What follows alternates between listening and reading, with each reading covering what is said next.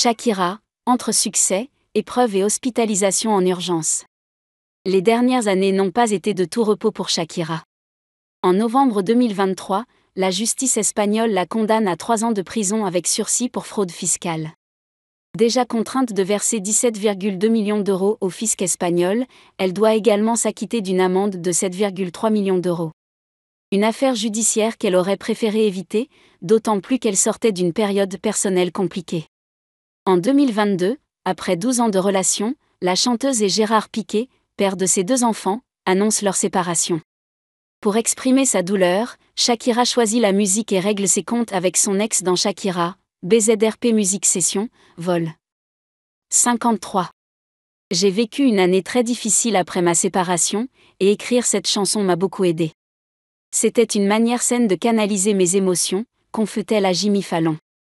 Aujourd'hui, alors qu'elle semblait prête à tourner la page et à se consacrer pleinement à sa carrière, un nouvel imprévu vient freiner son élan.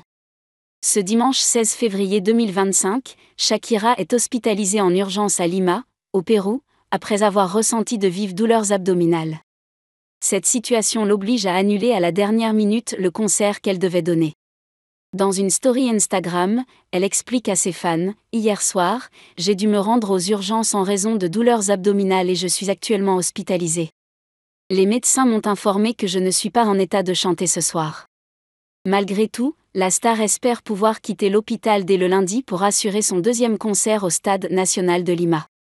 Cet incident survient alors que Shakira venait tout juste de lancer sa tournée mondiale à Rio, la première depuis 7 ans, pour défendre son album Las Mujeres no Lloran. Après le Pérou, elle poursuivra son tour du monde avec des concerts en Amérique latine, aux États-Unis et au Canada, avec près de 50 dates prévues. Un véritable coup dur pour la chanteuse, qui espère rapidement retrouver la scène et son public.